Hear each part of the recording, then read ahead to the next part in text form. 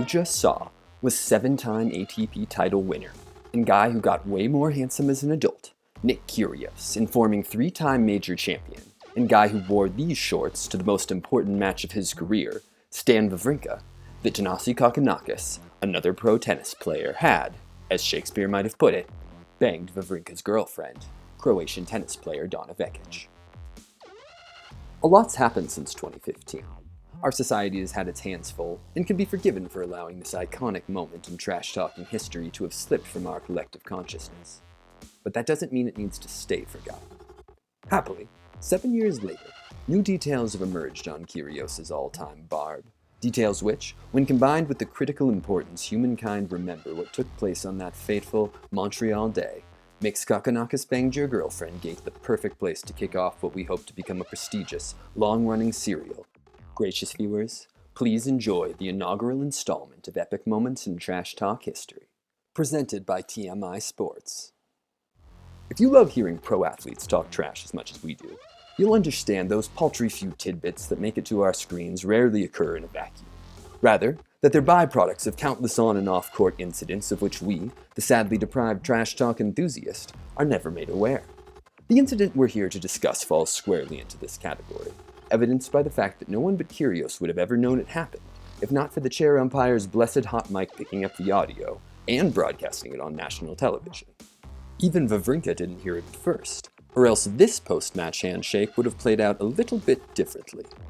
Lucky for us, though the trash talk took place between just 2 people, 4 were involved, and they were all professional athletes. 4 pro athletes command a lot of press, more than enough for us to piece together the backstory between Vekic and Kokkinakis, dare I say, Vekinakis? Or at least to make a dreadful surface-over-substance attempt, which is the only option in our repertoire. Without further ado, let's meet our cast of characters, then get to brass tacks, because we all know why we're really here, to answer the all-important, overarching question: did Tanasi Monster Kokkinakis actually bang Stanimal Wawrinka's girlfriend?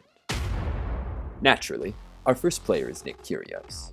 If you're not much of a tennis fan, there's a good chance you hadn't heard of Nick Kyrgios before 2022. By far the best year of his career, complete with a trip to the US Open quarters, a runner-up trophy at Wimbledon, and Kyrgios' first major title, which he won at his native Australian Open, playing doubles alongside none other than childhood friend and alleged Wawrinka girlfriend banger, Tanasi Kokkinakis.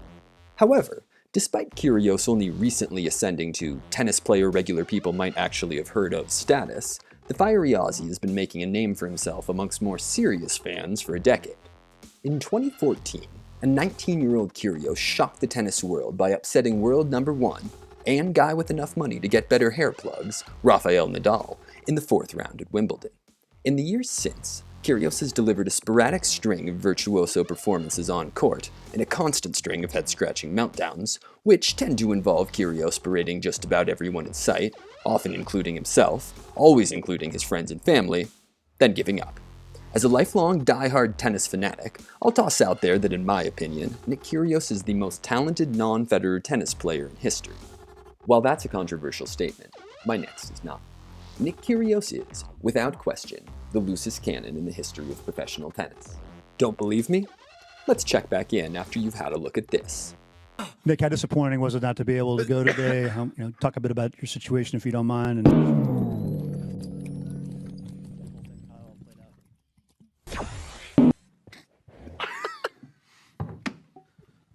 Whoa.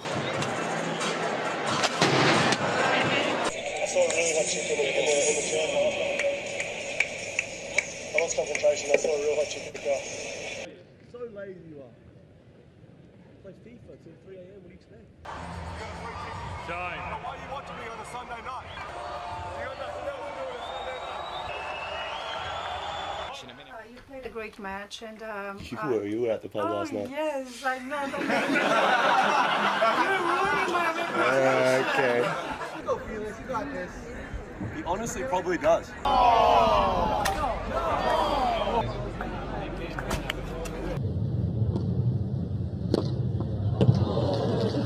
Look at the mark first, right here.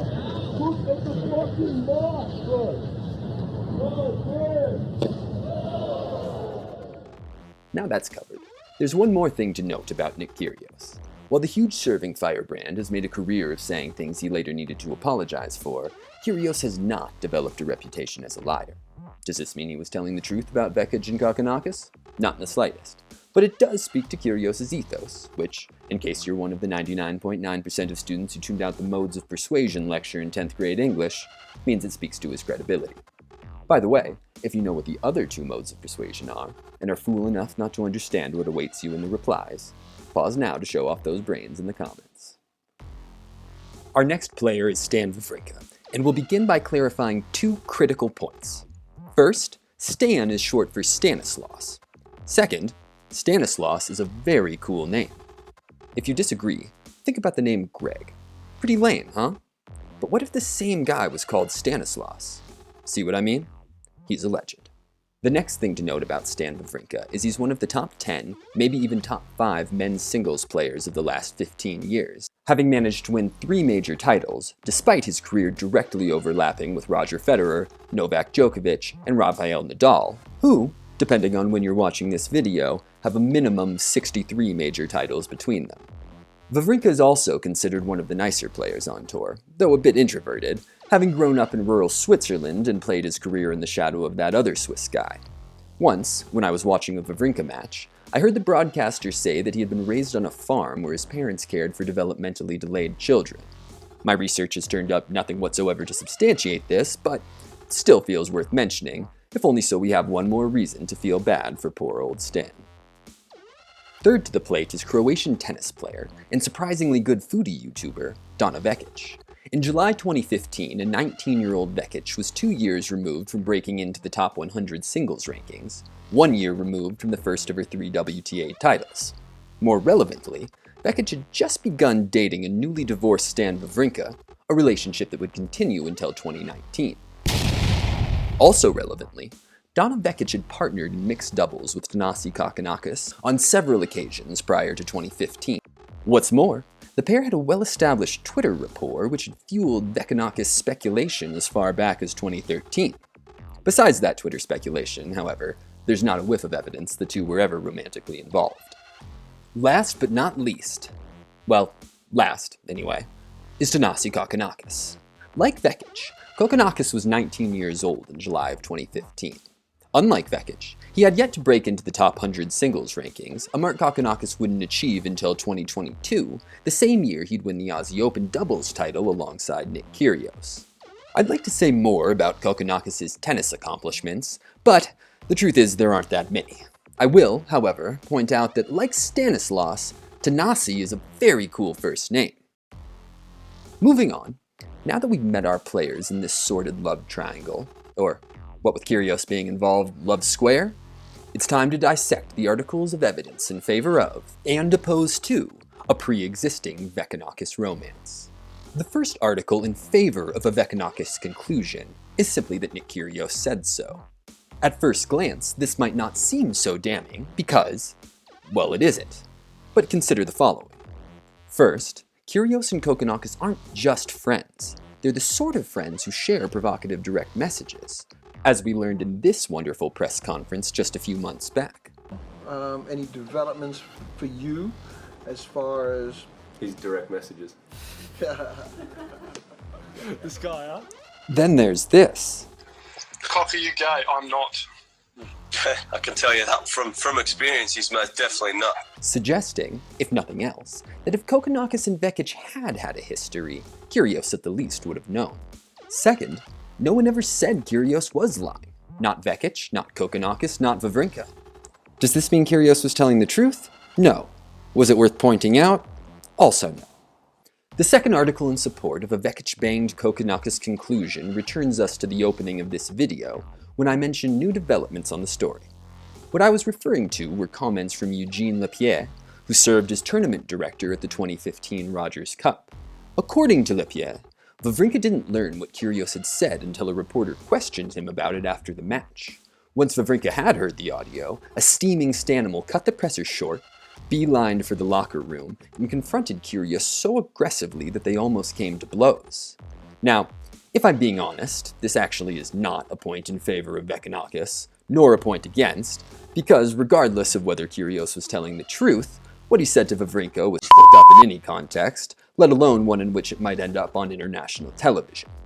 The point is, well, actually, there's no point, except that I wanted to use Lapierre's recent revelation as a pretense for making a video out of this long-dead story. Mission accomplished, so let's move on. The third article in... Okay, fine. There's no article number 3. Just like there wasn't really an article number 2. And I'll take it one step further. There's actually no Kokkinakis evidence in this video at all.